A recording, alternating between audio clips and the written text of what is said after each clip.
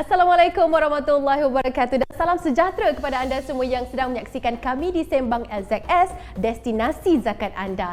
Okey, bersama dengan saya Anim Izzati, kali ini kita akan bawakan satu lagi topik yang pastinya menjadi pilihan anda di luar sana sebab ramai di antara kita yang mungkin tak tahu lagi tentang perkara ini, iaitu qada zakat. Perlu ke? Kadang-kadang kita ni terdedah dengan pelbagai khilaf kan, kita tertinggal, kita terlupa ataupun pelbagai faktor yang memberikan sebab kenapa kita tidak menunaikan kewajipan. Jadi bila kita dah tahu, kesedaran itu telah timbul, apakah yang perlu kita lakukan, bagaimana caranya, kita akan rungkai satu persatu, kita akan perhalusi satu persatu. Tapi sebelum tu, teruskan bersama dengan kami di Sembang LZS.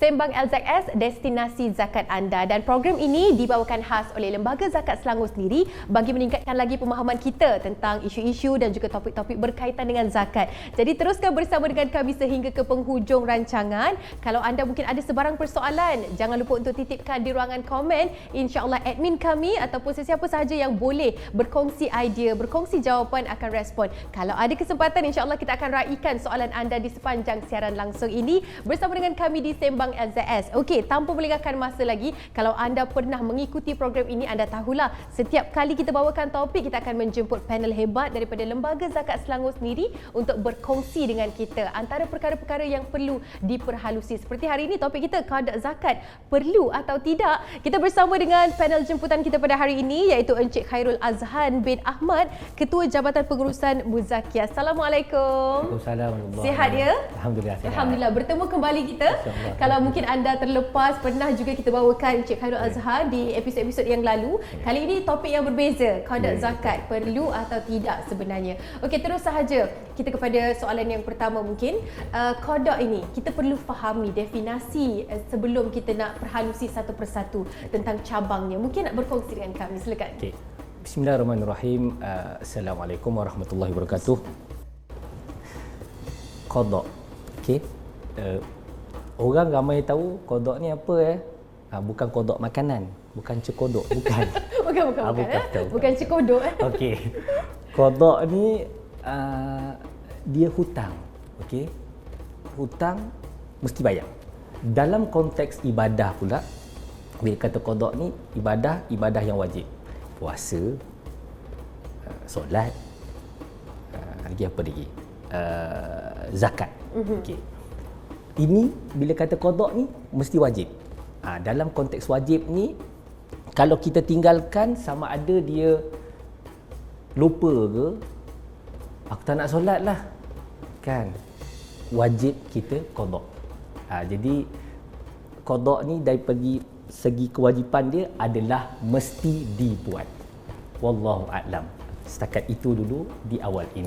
Definisi itu kita perlu fahami kan, sebelum kita nak dalami apakah yang sebenarnya. Kalau kita cerita tentang qada puasa yang kita tinggal ataupun solat, kita dah tahu dah bagaimana untuk kita melaksanakan semula selepas kita meninggalkan perkara yang wajib tu. Tapi untuk pembayaran zakat ni, kalau kita tertinggal atas apa sahaja faktor, macam mana kita nak menggantikannya? Soalan yang seterusnya mungkin kita nak pergi kepada kalau qada zakat ini ataupun takrif qada zakat ni, bagaimana untuk kita fahami lebih dalam lagi berkaitan dengan soalan ini? Okey, bismillahirrahmanirrahim. Saya mulakan dengan sepotong ayat surah At-Taubah ayat 34 hingga 35. A'udzu billahi minasyaitonir rajim. Bismillahirrahmanirrahim. والذين يكنزون الذهب والفضة في سبيل الله فبشرهم بعذاب أليم يوم يحمى عليها في نار جهنم فتكوى بها جباههم وجنوبهم وظهورهم هذا ما كنزتم لأنفسكم فذوقوا ما كنتم تكنزون. Sadaqallahul azim. Dan orang-orang yang menyimpan emas dan perak dan tidak menginfakkannya ke jalan Allah Subhanahu Wa Taala, maka berikanlah kabar gembira kepada mereka bahawa mereka akan mendapat azab yang teramat pedih. Dan ingatlah pada hari ketika emas dan perak dipanaskan dalam neraka jahanam itu, lalu dengan itu dimakwa, diseterikakan di dahi mereka, di lambung mereka dan di punggung mereka, seraya dikatakan kepada mereka, inilah harta benda yang kamu simpan untuk dirimu sendiri, maka rasakanlah akibat dari apa yang kamu simpan itu. Maknanya qada zakat ni benda wajib. Allah dah bagi tahu dalam surah At-Taubah ayat 34 dan 35. Hanim, katalah saya ada hutang dengan Hanim kan. Ya. Agak-agak Hanim minta tak? Mesti. Minta nampak. Dengan Allah pastilah minta, tolong bayar. Ini kita dengan Allah. Nantilah, buat tak tahulah kan. Hutang dengan manusia ni pun wajib bayar. Ya. Apatah lagi dengan hutang Allah. Betul. Daripada segi zakat ni, ada yang kata, saya baru tahulah lepas dengar ceramah ni kan. Macam mana saya nak bayar ke? Tak payah risau. Maknanya yang penting kita ada niat, kita ada usaha untuk nak membayar zakat tu. Betul. Tapi ada pula, dulu Ustaz saya kaya. Kan? Kaya, duit juta-juta. Lepas tu Drop lah. dah miskin. Ya. Macam mana saya nak bayar yang dulu-dulu tu? Yang itu ramai sangat orang tanya. Dia kata, Ustaz, dulu saya kaya, Ustaz, jutawan, apa benda, bla bla semua. Dah sekarang dah miskin. Saya kena bayar juga ke? Okey. Ingat, kita hutang dengan siapa? Bukan dengan manusia. Kita hutang dengan Allah. Pencipta kita. Yes. Wajib kena bayar. Tapi dah tak ada. Dah muflis. Kita angkat tangan, ya Allah, ampunkanlah dosa aku. Dan ya Allah, bagilah aku rezeki supaya aku boleh bayar zakat. Macam tu. Ya, kan? Kesedaran itu dan kesungguhan kan. Bila ada kesedaran dan kesungguhan, sebenarnya secara tak langsung kita sendiri berusaha untuk membayar zakat yang lama kita dah tinggalkan mungkin. Menjawab juga persoalan adakah ianya wajib dan bagaimana keadaannya ke atas manusia untuk qada zakat ni. Sepotong ayat yang sangat indah yang Encik Khairul sampaikan sebentar tadi. Dan seseorang itu bila masa sebenarnya yang dia dah dituntut untuk melaksanakan qada zakat ini? Pertama sekali, bila mana dia dah sedar kan, sebelum ni dia tak pernah dengar kuliah maghrib, dia tak pernah tengok pun sembang santai Lembaga Zakat Selangor ni kan. Bila dia dah tengok, Hari ni baru tengok hari ni dia baru tengok. Hari ni dia tengok, dia kata, iyalah kena bayar. Dekat situ dia dah sedar. Dia dah sedar, maka dia mesti ada usaha untuk bayar. Lepas tu, dan dia ada rasa takut dengan Allah. Hutang Allah, contohlah, saya ambil contoh. Kalau orang ni kan, dia letakkan bil nafas lah. Bil nafas banyak tau tu, nak kena bernafas. Kalau bil elektrik, Hanim tengok tunggak 2 bulan tak payah. Buat tak tahu je kan. Ujungnya TNB marah. TNB marah, lantak. Saya potong. Sama juga dengan hutang Allah ni. Hutang Allah dia kata, kalau diletak bil nafas kat bawah telinga, sekali cukup bulan, nantilah dulu kan, relaxlah dulu. Sekali sampai 3-4 bulan, Allah kata, boy, banyak sangat kau tak bayar aku ni, aku nak potong sekejap. Potong sekejap, mati tak? Mati. Macam tu lah maknanya. Bila mana kita tersedar tu, dekat situlah kita start bayar. Betul. Sekali kira kena bayar banyak pula. Contoh kan, kena bayar 10,000. Allah, macam mana aku nak cari duit ni? Mula-mula sekali minta dengan Allah, ya Allah, aku ni niat baik, ya Allah, aku nak bayar zakat ni. Tapi duit aku ni masih tak cukup lagi. Aku nak bayar macam mana? Bayarlah ansur-ansur. Allah tu, dia ada Maha Pengampun, Maha Adil. Jadi dekat situ kita cubalah bayar kan. Pasti bila kita bayar, kita ingat Allah, Allah akan ingat kita. Cara macam mana kalau orang yang bayar zakat harta ni? Allah akan jaga harta dia. Tak adalah rumah kena curi lah, kereta kena masuk perompak, macam tu. Ya. Bukanlah kata kalau terjadinya kepada kita itu kita tak bayar zakat, tidak. Ya. Tapi fahami situasi yang kadang-kadang ada sebab yang rasa macam kenapa sentiasa susah je Ya, kan. betul. Ada masa yang senang tu sekejap je diberikan kan. Mungkin ada yang perlu kita sucikan, insya-Allah kan. Okey, kalau kita cerita pasal qada zakat ni, adakah ianya tertakluk kepada semua jenis zakat kalau yang kita tinggalkan tu? Okey. Secara asasnya memang semua jenis zakat tu kita ada zakat. Zakat ni ada dua je. Zakat fitrah dengan zakat harta. Okey. Bila cerita zakat harta, dalam harta tu dia ada banyak.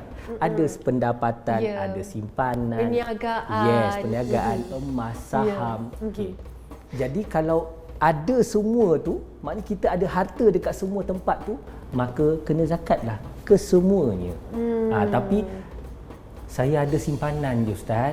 Kan simpanan tu berapa ribu? Saya adalah 100,000 semenjak dari 5 tahun yang lalu. Jadi kalau ikut nisab semasa 19,973, maknanya 20,000. Lebih tu dah kena zakat. Okey. Kena ikut nisab pada tahun-tahun tu. Okey. Setakat ni di portal Lembaga Zakat Selangor kita ada nisab yang bermula pada tahun 2000. Dah boleh nampak dekat Boleh online nampak, calculation tu yes. sendiri. Okey. Maknanya kita punya tu dalam 3,200, sikit masa tu. Okey. Jadi Sekarang dah 19,000. Maknanya kalau masa tu ada duit lebih daripada 3,200, wajib keluarkan zakat. Kalau kata dia tinggal, saya tinggal Ustaz tahun 2000. Masa tu nisab dia berapa ya? Masa tu 3,200. Saya ingat Ustaz, duit saya masa tu ada 5,000. Maka 5,000 tu kena zakat. Macam tu. Maknanya kita ambil zakat apa yang dia ada. Simpanan. Emas pun sama. Kena ikut dia punya waktu-waktu tu. okey, adakah kategori yang perlu didahulukan? Contohnya kan macam tadi kita ambil situasi yang dulu kaya kan, lepas dia dah drop, mungkin lepas PKP dan sebagainya, perniagaan yang tak berapa nak memberikan keuntungan, dan duit yang diperuntukkan untuk meneruskan kehidupan, untuk membayar zakat itu limit dia ada. Jadi adakah zakat tertentu yang perlu didahulukan? Okey. Dia bila mana kalau macam zakat fitrah wajib. Dalam bulan Ramadanan. Saya orang duduk telefon kemarin. Dia tanya nak bayar zakat fitrah. Allahu akbar. Kan dia macam kelakar. Okey, tak apa. Itu zakat fitrah, tolak tepi kejap. Nak menjawab persoalan yang zakat harta. Okey. Asasnya dia susah. Bila kata zakat ni wajib, tapi kita ada ikut makosid syariah tu. Okey. Pertama makanan, kedua tempat perlindungan, ketiga pendidikan. Okey. Katalah dalam pada masa yang sama dia kena bayar zakat. Okey, dia nak kodok zakat, tapi kat rumah tak ada makanan langsung. Kan? Tak ada makanan, anak pun tak boleh nak pergi sekolah, kebetulan dia sakit, dekat situ dia tidak tertakluk dengan zakat. Maknanya kena utamakan keluarga tu dulu. Macam tu. Okey. Tapi kalau kata memang duit dia tu melebihi paras nisab, kan? Melebihi paras nisab maknanya 20,000. Dalam pada masa yang sama dia kena bayar zakat, dan dia nak beli makan, tapi duit tu banyak lagi, maka dia tertakluk dengan zakat tu. Dia kena bayar juga zakat tu. Ini ceritanya macam contoh saya ambil macam zakat KWSP. Kan? Orang duduk cakap lah I lestari, I sina lah, I love you lah, apalah. Kan? Segala macam I. Yes. Jadi bila kata keluarkan zakat tu, I lestari. Keluarkan masa tu anak tak makan. Apa benda, beras pun tak ada. Dekat situ tidak tertakluk dengan zakat. Okey. Tapi kalau kita keluarkan tu, saya nak simpan, saya nak buat beli emas, dekat situ kena zakat. Ya. Jadi Kan? berbalik dengan soalan yang Hanif tadi, itulah jawapan. Ya, keperluan yang mana satu pada ketika itu yang sangat-sangat diperlukan, kan, terutama sekali bila mereka merupakan punca pendapatan keluarga. Betul. Ada keluarga yang perlu diberi makan dan sebagainya. Kita nak lebih fahami tentang qada zakat ni apabila kalau contohnya mereka memilih untuk menguruskan sendiri. Kan? Ada yang kita fahami konsep yang nak uruskan sendiri ni bila dah bersedekah ke ahli keluarga, mungkin itu adalah sekali niat dengan zakat mereka. Tapi kalau qada zakat ni pula, bagaimana tertakluknya untuk perkara ini? Dia sekarang ni pengurusan di Lembaga Zakat Selangor, kita menganjurkan, Maknanya kita nak yang lebih baik tu biarlah dibagi ke Lembaga Zakat Selangor. Sebab bila bagi ke Lembaga Zakat Selangor, bagi ke Pusat Zakat tu, kita mengagihkan tu kena asnaf yang betul.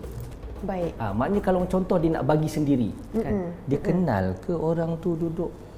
Dia tahu tak orang buta tu, dia nampak orang buta tu nampak miskin sebab dia dah tak nampak. Tapi dia tak tahu duit simpanan orang buta tu contoh ada 50,000. Jadi bila dia bagi sah tak zakat, dia tak sah. Sebab dia 50,000 tu duit tu lebih daripada paras nisab, dia kena bayar zakat. Dia tak layak jadi fakir miskin. Dia tak jatuh pada 8 kategori tu. Ya, betul. Itu sebablah maknanya dianjurkan bagi ke pejabat zakat. Dan dalam perkara untuk pengagihan sendiri ni di Selangor kena agihkan paling kurang 3 golongan. Kalau contoh dia ada duit 1,000, saya kata saya nak agih sendiri dah juga qada zakat saya ni, kan. Cari paling kurang 3 golongan. Nak cari itu bukan satu benda yang mudah. Carilah satu keluarga fakir. Cari satu keluarga miskin. Carilah lagi satu asnaf lain, contoh asnaf mu'allaf ke, fisabilillah ke. Tapi siapa yang nak mengesahkan asnaf tu? Mesti orang yang berautoriti. Sudah tentulah pihak Lembaga Zakat Selangor. Jadi untuk qada zakat ni saranan saya berilah kepada ulul amri, pemerintah. Kan kita pun alhamdulillah kita tak adalah nak kata seleweng duit ke. Kita satu tahun kita ada 6 kali audit yang masuk, nak tahu ketelusan duit tu pergi ke mana. Jadi itulah jawapan saya untuk kali ini. Betul, itu dia kan. Macam-macam sebenarnya yang kita dah sentuh. Antaranya daripada awal tadi kita nak fahami apakah itu yang dikatakan dengan qada zakat, dan seterusnya kita nak tanya juga adakah lafaz niat untuk qada zakat dan juga pembayaran zakat secara biasa itu sama ataupun ada perbezaan di situ? Okey. Ya, bila kata qada zakat ni dia tak adalah kena lafaz dia. Sahaja aku bayar zakat untuk tahun yang dulu, tak perlu. Just niat je, kan, niat je. Panjang pula panjang pula. Dah 7-8 tahun tu, setiap tahun pula kita nak ingat kan. Kang sudah ni Kang elok-elok nak baca apa lafaz niat zakat, jadi nawaitu saumarodin jadi. Dia puasa pula. Jadi zakat ni cukup dengan niat. Cuma niat tu mesti berlaku secara langsung. Contoh, katalah saya tadi sebelum saya sampai ke set ni, saya ada nampak satu orang miskin, saya pun bagi duit ke dia. Contoh saya bagi RM100. Lepas tu saya pun naik kat set ni, saya dah bagi slot apa saya semua. Lepas tu bila malam saya dah sampai kat rumah, saya terfikir, yang aku bagi dekat orang tadi tu nak niat zakat lah. Tak boleh. Zakat ni mesti secara langsung. Bila mana situasi itu berlaku, kena terus lafaz dan niatnya. Kita niat saja. Lafaz tu sunat. Kan, doa tu semua sunat. Kita niat je. Zakat ni mudah. Kadang-kadang bila orang tanya, susah sangat ke zakat? Tak, zakat ni tak susah. Kita yang menyusahkan diri kita. Betul. Just niat. Okey, clear.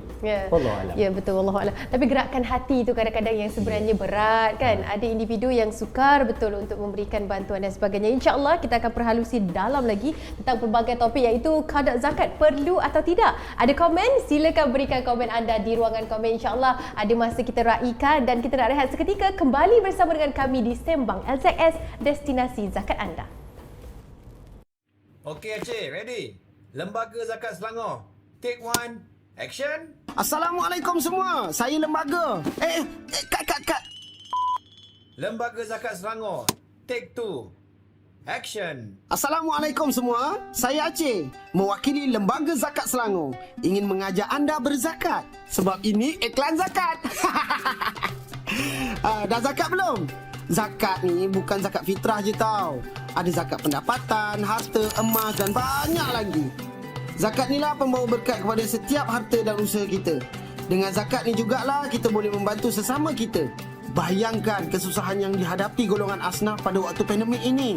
Setiap sen sangat bermakna buat mereka. Sedikit bagi anda, segalanya buat mereka. So, jom semua kita berzakat bersama di Zakat Selangor. Sekarang ni mudah je. Bayar online, tak pun download app Zakat Selangor. And cut. Steady Aceh. Bagus. Ketawa Ketahui lebih lanjut di media sosial Zakat Selangor dan laman web kami. Anda hanya satu klik lagi untuk ke arah kebaikan.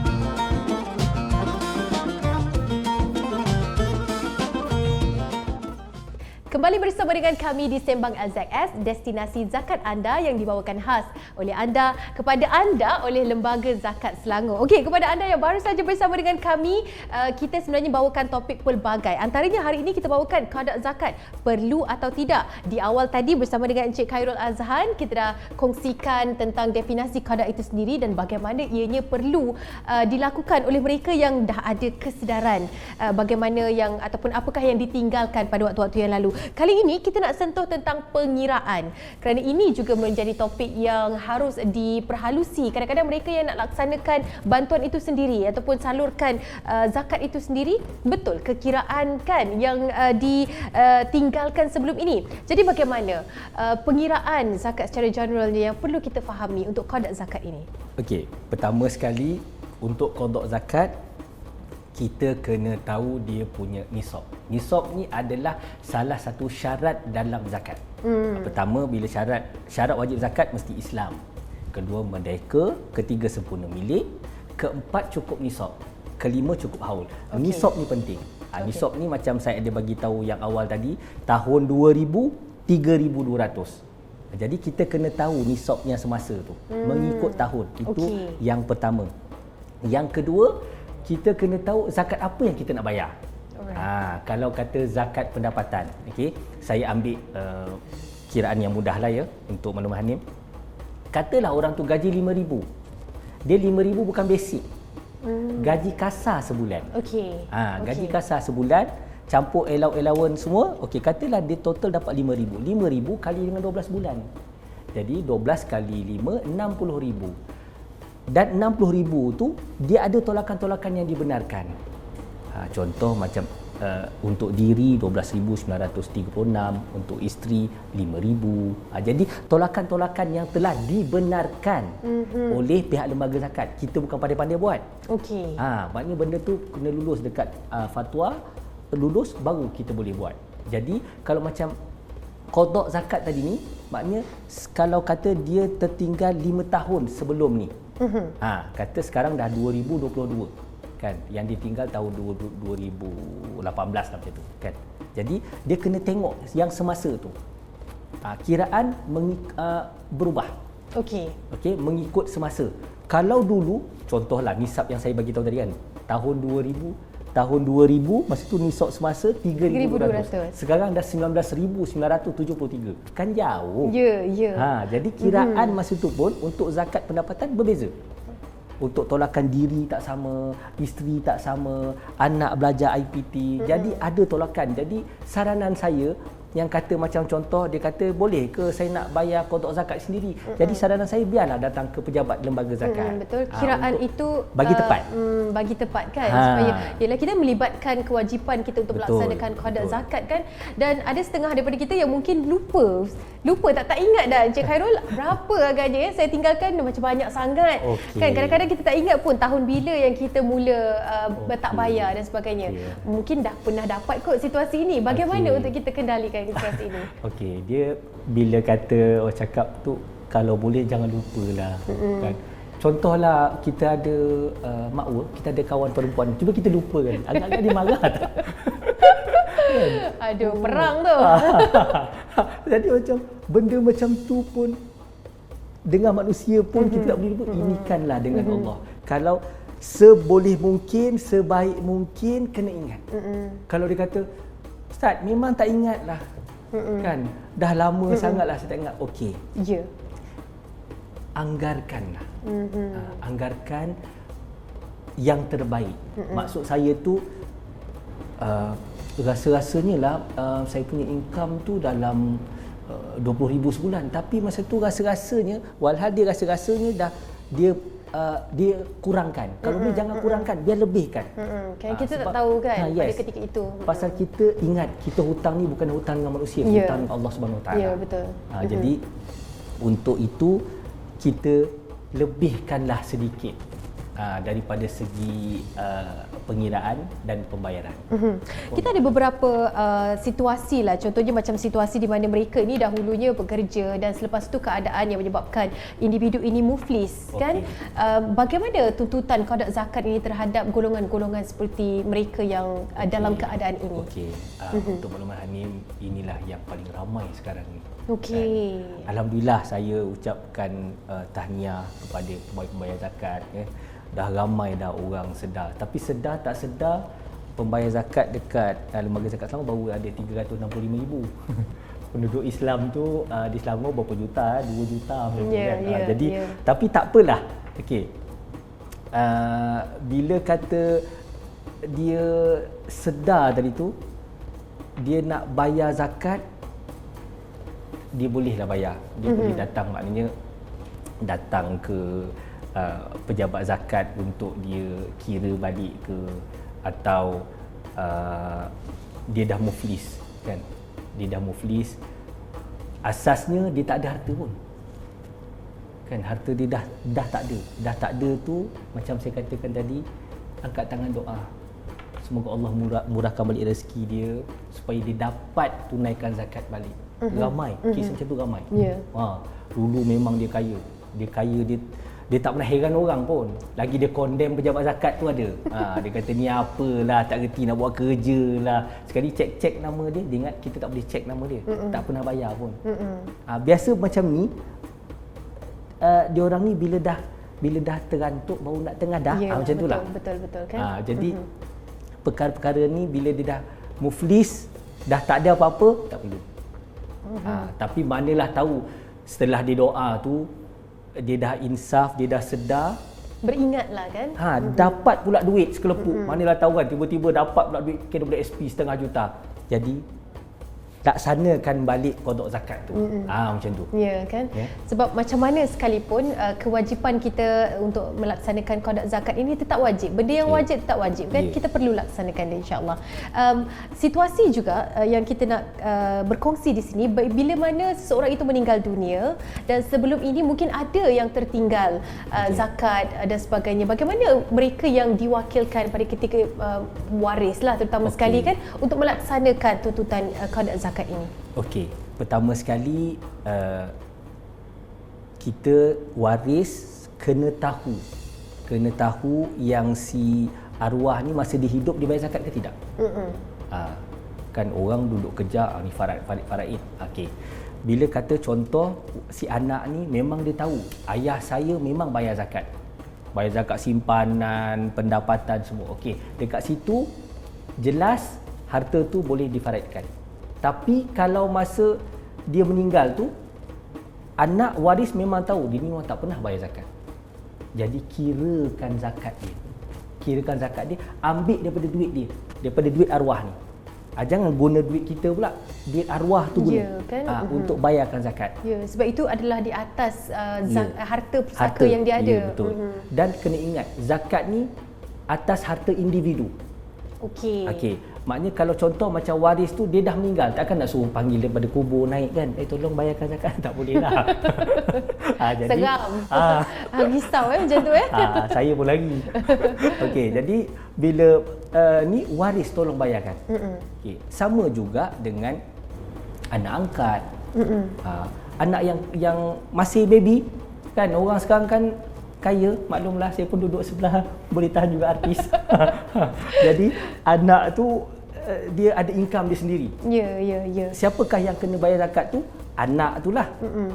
Tapi macam mana dia nak pergi? Dia masih kecil. Jadi waris, penjaga yang dia perlu laksanakan. Betul. Macam itulah. Kena beringat sama lah juga dengan qada zakat tu.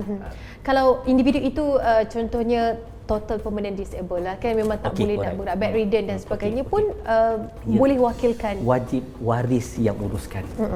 Even dia gila sekalipun. Ada orang tanya saya, Ustaz, orang gila kena bayar zakat ke? Berapa duit dia? Ada 100,000. Saya memang ada real case. Ya. Satu perempuan ni telefon saya, dia kata dia ada kakak tak sihat. Saya fikir tak sihat ni demam ke, bedridden kan. Dia kata dia ada simpanan 100,000. Jadi Dia tanya saya, kena ke bayar zakat? Saya kata kena, walaupun dia sakit.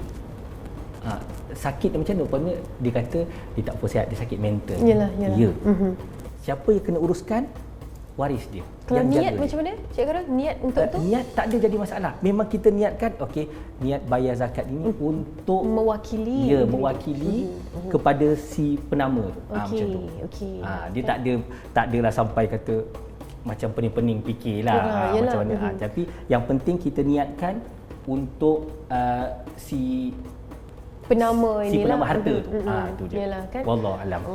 Itulah kadang-kadang kita yang merumitkan keadaan dengan pelbagai persoalan. Sebenarnya ianya mudah. Islam itu mudah, insya-Allah. Yes. Tetapi keinginan, kesanggupan kita. Tapi ini adalah satu perkongsian yang cukup menarik lah, sebab ramai di luar sana yang tak tahu tentang qada zakat ini. Kadang-kadang ambil sambil lewa pun ada juga. Macam saya sendiri, ini ilmu bukan untuk mereka di luar sana, tapi ilmu untuk saya juga memahami, supaya kita boleh sebarkan bersama-sama. Jadi jangan lupa untuk berkongsikan video ini biar ramai lagi yang fahami tentang qada zakat ini, perlu ataupun tidak sebenarnya, dan bagaimana untuk melaksanakan qada zakat ini. Okey, kita teruskan bersama dengan Encik Khairul Azhan.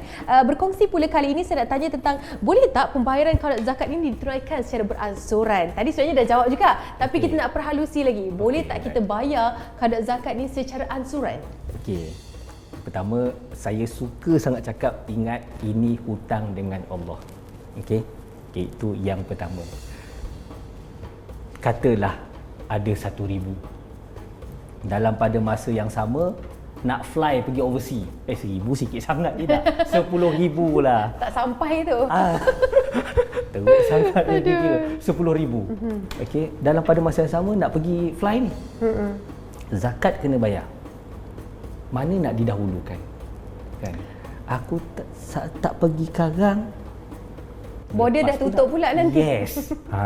Jadi utamakan yang Allah dulu. Okey. Nak bayar sikit-sikit boleh tak? Boleh. Yang penting orang cakap kita ada ingat dengan Allah, tapi kena janji.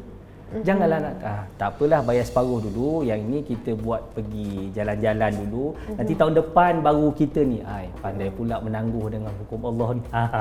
Dia tak cantik. Jadi maknanya secara asasnya boleh dibayar beransur-ansur. Tak ada jadi masalah. Tak ada jadi masalah kan? Kalau kata macam contoh, biasanya yang orang banyak tanya ni, dia kata, Ustaz, anak-anak masuk sekolah, nanti nak bayar lagi sekolah, zakat kena bayar kan. Jadi boleh ke bayar ansur-ansur? Boleh, tak ada jadi masalah. Betul. Ansur-ansur tu ikutlah caranya macam mana. Nak kadang-kadang malu nak pergi pejabat zakat kan. Orang ni bayar kodok zakat tak bertahun-tahun, tak pernah tahu ke pasal zakat. Jadi bayarlah guna fpx.zakatselangor. Macam-macam kaedah sekarang. Kalau rasa kadang-kadang rasa malu, telefon dekat pejabat zakat, saya ni nak bayar kodok zakat banyak 10,000, saya malu, boleh tak pegawai zakat datang ke rumah saya? Boleh. Kami serve sampai tahap macam tu. Kan? Itu maknanya segi pembayaran tak ada jadi masalah. Betul. Allah Kemudahan dan juga bagaimana inisiatif daripada pihak Lembaga Zakat Selangor sendiri hingga sampai ke rumah, sampai ke pintu rumah oleh nak memastikan kita melaksanakan kewajipan kita, iaitu qada zakat. Segala platform yang telah pun disediakan juga sangat-sangat mudah untuk kita ikuti, untuk kita fahami. Dan kalau anda tertinggal, jangan lupa untuk pergi ke Facebook kami di Lembaga Zakat Selangor. Banyak sebenarnya pengisian yang kita dah bawakan untuk informasi kita bersama. Kita nak rehat seketika. Kembali selepas ini kita akan kongsikan pula tentang hikmah di sebalik tuntutan untuk kita melaksanakan kewajipan kita qada zakat. Jadi jangan ke mana-mana, teruskan bersama dengan kami di Sembang LZS.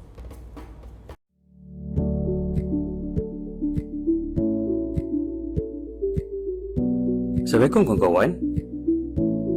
Bertemu dalam siri video kali ini. Topik hari ini, ke mana agaknya wang zakat dibelanjakan? Yalah, kita dah tunaikan zakat.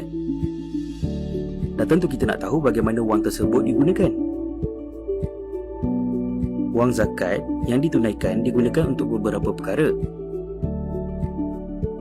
Pertama, membiayai sewa rumah para asnaf di Selangor. Bukan sekadar deposit saja tau. Malah, bayaran sewa setiap bulan turut diberikan kepada yang layak.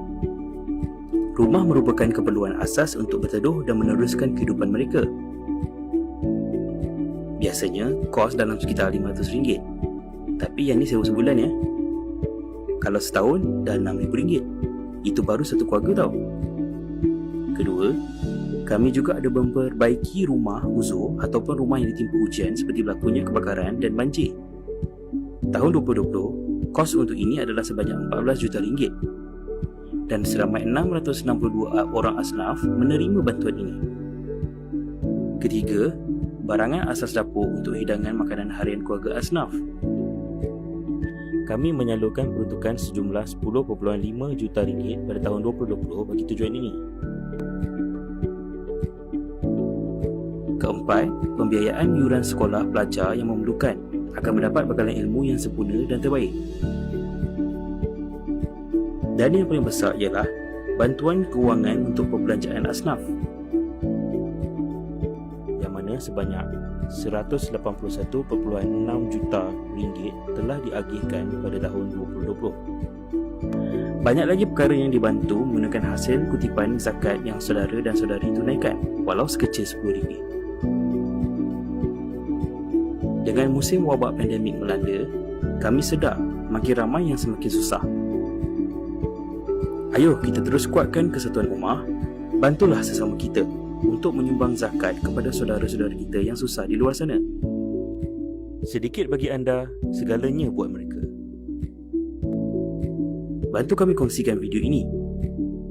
Tunaikan zakat atas talian di www.zakatselangor.com.my atau di fbx.zakatselangor.com.my.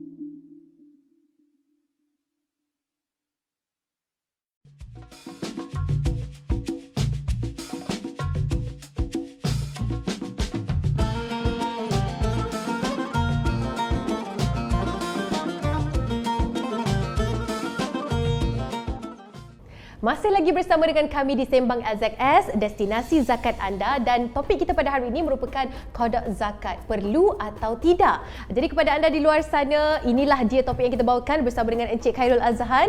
Kali ini pula kita nak sentuh tentang hikmah, tapi sebelum itu kita nak tanya juga, kenapa pentingnya kodok zakat ini buat kita semua di luar sana? Okey. Bila kata pentingnya kodok zakat ni, sebab kita macam awal hutang dengan Allah, kan? Bila kata kita hutang, kita kena bayar. Kita punya mentaliti pun daripada kita, bukanlah kata kecil kan, kecil teruk sangatlah. Kita dah kenal hutang orang mesti kena bayar. Hutang rumah kena bayar. Hutang apa? Hutang kereta kena bayar. Tak bayar rumah, rumah kena lelong. Kereta tak bayar, kena tarik. Jadi samalah juga dengan kodok zakat ni. Kodok zakat ni tak bayar sebab bezanya Allah tu kita tak nampak. Cuba kalau ada penjaga satu duduk kat depan tiang ni, aku tak bayar ya, tak bayar ya. Masa tu mencecet lagi. Kita masa tu boleh pula terfikir. Tapi sebab benda ni tak nampak. Sebab Allah ulang dalam Quran, wa aqimus solah wa atuz zakah 33 kali. Kenapa Allah ulang? Memula ini saya punya ni ya. Saya punya penafsiran lah. Gabungan aqimus solah wa atuz zakah, Allah suruh tunaikan solat, lepas tu tunaikan zakat. Kenapa banyak kali Allah ulang? Rupanya benda ni mudah, tapi orang susah nak buat. Ya. Bila dah cerita kodok zakat, semuanya baru tahu. Nak buat belum tentu. Ya, betul. Nanti bila ada tu, kejaplah aku nak bayar kereta lah, contoh kan, kejaplah anak ajak pergi beli baju. Jadi itu yang kata pentingnya kodok zakat ni. Bila kadang-kadang kita tengok family kita huru-hara, anak ada berjaya, ada tak berjaya, itu semua ujian. Ya, pasti ujian. Allah akan bagi ujian kepada hamba-Nya. Nak tengok hamba ni pandai bersyukur ke tidak. Allah pun kata, aku nak kau minta dengan aku, engkau jangan minta dengan manusia. Jadi bila kita dah start bayar zakat ni, mungkin ada harta-harta kita yang sebelum ni. Saya ada satu kes, rumah dia kena masuk perompak. Saya tak sebut nama, tapi ni memang real story. Okay. Rumah dia kena masuk perompak, dia sampai jumpa saya. Dia kata, Ustaz, malam ni cancel lah kita punya kelas. Kenapa bang? Rumah kena masuk curi. Okay. Dia kena masuk curi. Dia kata sebenarnya Ustaz, abang ni ada benda yang abang kena bayar zakat sebenarnya. Dia kata total lebih kurang dalam 20,000. Tapi dia tangguh. Dia kata zakat yang lepas, sebab bila ustaz terang ni, oh abang dah tahu. Arti yang saya kata tadi tu, oh tadi tu kan. Yalah. Rumah dia kena masuk pukul 4. Kerugian dia 40,000. Allah tarik dekat situ. Jadi benda-benda macam tu yang kita nak kena tahu dan kadang-kadang kita lupa. Tunaikan zakat mudah je. Pergi bayar. Kan? Tapi kita nantilah. Ya. Kan? Kita tak nampak sebab duit tu hilang. Saya bagi 1,000, saya dapat apa? Orang pernah tanya saya. Menggigil dikeluarkan duit 15,000. Saya bayar zakat, saya dapat apa? Nampak tak? Saya bagilah dia payung, buku. Saya ingatkan itu. Kita pun tak tahu nak Ya, macam mana ya. kan. Kadang-kadang sampai tahap tu Sampai ada macam tu. Allahu Akbar. Itulah macam-macam yang dilalui oleh kalian semua dari Lembaga Zakat Selangor bila melihat pada reaksi mereka yang membayar pun ada dan sebagainya. Tapi tak apa, perkongsian ini bagi kita jadikan inspirasi diri kita kan. Kenapa kita perlu tepuk dada tanya selera lah kan, kenapa kita perlu laksanakan kewajipan kita ini, qada zakat terutama sekali. Dan kalaulah contohnya individu itu memang tak ada cash, tak ada tunai, adakah harta-harta fizikal mereka boleh digantikan untuk membayar qada zakat ini? Pertama sekali, pastikan harta tu berkembang lah. Contoh, dia tak ada cash langsung. Dia nak bayar zakat, dia ada rumah sewa dia lah kan, pun tak ada orang sewa. Dengan apa dia nak bayar? Takkan dia nak pergi gadaikan rumah tu untuk bayar zakat? Tak perlu. Carilah harta-harta lain. Maknanya dia ada tak perlu nak pergi cagarkan rumah untuk bayar zakat. Berjual kereta tak perlu. Cari ikhtiar yang lain lah. Maknanya yang terbaiknya kalau boleh bagilah dengan RM1. Tak naklah contoh, ustaz saya nak bayar zakat kambing lah, dia bagi kambing. Macam mana pula lah kita. Satu kesusahan. Dan kita kena ingat, hidup ni kita jangan nak menyusahkan orang. Cuba kita mudahkan orang, Allah pasti mudahkan kita. Ni kadang-kadang bayar zakat fitrah ada suka sangat nak bayar time nak sembahyang raya tu. Waktu panjang, dia kata ustaz kami nak ambil yang afdal. Sunat bayar zakat fitrah selepas subuh pagi raya tu sehingga nak solat hari raya. Itu yang orang kejar. Tapi dia tak fikir ke hidup dia ni menyusahkan orang. Menyusahkan Pak Imam, menyusahkan orang. Orang nak sembahyang raya, dia pergi nak beratur nak bayar zakat fitrah. Macam tu lah lebih kurang ceritanya. Dapat pula kita raya sehari awal. Ya Allah. Boleh dia kata raya kena prank apa. Ingat ini sendiri. Dia dah bagi masa sebulan untuk bayar zakat ya. Itulah kadang-kadang walaupun ini nampak cerita macam menarik perhatian, tapi apa yang perlu kita sampaikan di sini kewajipan kita kan untuk melaksanakan tu. Kalau contohnya keadaan di mana seorang mualaf itu kan, dan sebelum beliau masuk Islam mungkin ada yang tertinggal pembayaran zakat dan sebagainya. Bagaimana keadaan mualaf ini selepas masuk Islam dan harta-harta yang sebelum ini yang tidak dizakatkan? Masa dia sebelum Islam tu tak adalah. Bila dia masuk Islam tu dia bermulalah penghidupan dia yang baru. Maknanya selepas pada tu barulah dikirakan zakat-zakat dia. Yang sebelum tu tak adalah sebab dia masih lagi belum Islam. Mudah je kalau yang mualaf ni sebab dia ibarat kain putih kan, maknanya dia baru bermula selepas dia memeluk Islam. Yang risau ni kita ni lah yang dah lama Islam. Tak payah nak risau sangat yang lain. Risau. Allah alam. Risau pula. Okey, seronok berbincang tentang perkara ini sebab macam-macam kes yang kita boleh bersama-sama perhalusi satu persatu lah, meminta pencerahan daripada Encik Khairul sendiri kan. Contohnya macam mungkin nak uruskan mereka yang dah meninggal dunia, harta pusaka dan sebagainya itu, adakah rumit untuk mengira berapa banyak yang ditinggalkan, atau selalunya kes-kes yang berhadapan dengan situasi yang dah meninggal dunia ni untuk membayar zakat-zakat qada zakat yang sebelum ini bagaimana? Sekarang ni yang pertama, waris kena tahulah semenjak bila dia ada harta tu. Kan? Dia kata kami memang tak tahulah ustaz. Dia kata kami tahu dia ada duit yang ni je RM500,000. RM500,000 ni start bila? Kita tanya dia. Dalam kalau tengok akaun tu daripada Januari 2020. Ambil daripada situ kiraannya. Tengok nisab semasa, dan cara jalan mudahnya kita teruskan kira total. berapa simpanan yang dia ada, apa lain-lain harta yang dia ada. Ustaz, arwah ayah saya ni ada satu lagi rumah, kata kan. Tapi rumah tu tak buat apa pun. Tu kena zakat juga tu. Tak, sebab rumah tu dia tak berkembang. Tapi kalau jual rumah tu, baru kena zakat. Itu atas siapa? Atas harta ayah tu. Okey. Sebelum faraid, settlekan dia punya zakat dia. Ini orang ramai lupa. Zakat dan qada zakat. Zakat pada ketika itu. Zakat pada ketika itu dan maknanya yang macam harta yang sebelum tu. Okey. Maknanya waris kena tahulah. Kena buat kiraan lah. Ya, macam tu. Ada yang perlu didahulukan, contohnya kalau mungkin duit yang ada tu sangat limit lah kan, adakah kita perlu laksanakan qada zakat yang pada ketika itu ataupun qada zakat pelaksanaan dia? Perlu dilaksanakan yang ketika itu, yang semasa tu, berapa tahun tu yang dia ada.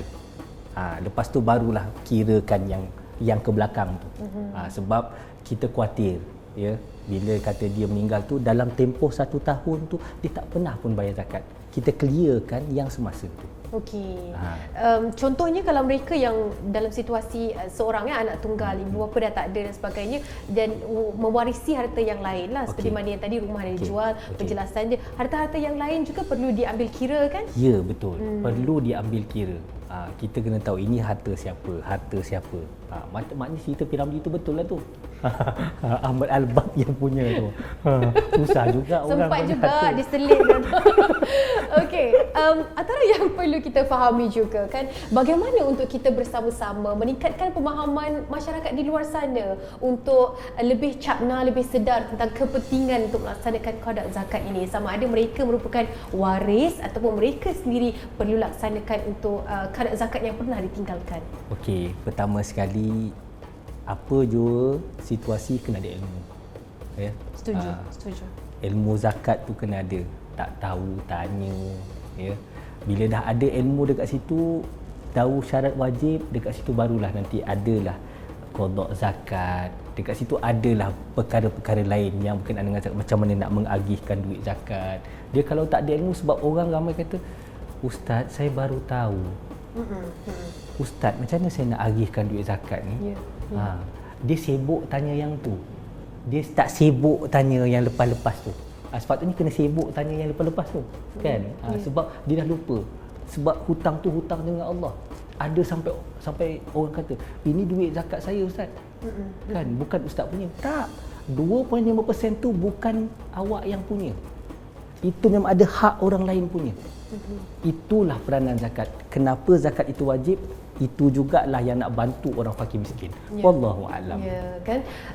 Sebelum kita melabuhkan tirai untuk episod pada kali ini, pastinya kita nak minta juga sedikit penerangan lah.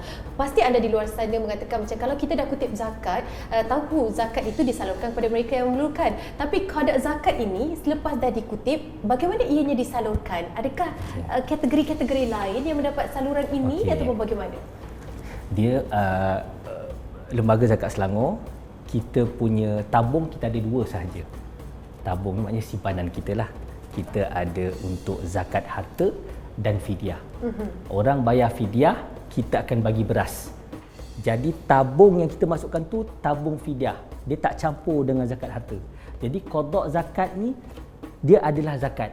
Jadi kita masukkan dia di dalam tabung zakat. Pengagihan itu kepada 8 golongan asnaf. Yang sama seperti mana zakat dibayar. Ya, betul. Sama, okey. itu saja. Itu dia. Penjelasan yang cukup padat dengan pengisiannya. InsyaAllah kita harapkan agar perkongsian pada hari ini memberikan banyak ilmu kepada kita di luar sana, terutama sekali tentang topik kita pada hari ini, iaitu qada zakat. Perlu atau tidak? Anda dah dapat jawapannya. Sememangnya perlu, wajib untuk kita laksanakan, dan caranya juga kita dah perhalusi satu persatu dalam perbincangan kita selama 1 jam ni, insyaAllah. Terima kasih diucapkan kepada Encik Khairul Azhan yang bersama dengan kita dari awal rancangan sehingga ke saat ini, dan kepada anda semua, jangan lupa untuk layari zakatselangor.com.my untuk anda dapatkan maklumat terkini, dan juga anda laksanakan pembayaran zakat melalui institusi zakat, iaitu Lembaga Zakat Selangor. InsyaAllah kita jumpa di episod yang akan datang di Sembang LZS, destinasi zakat anda. Assalamualaikum dan bye-bye.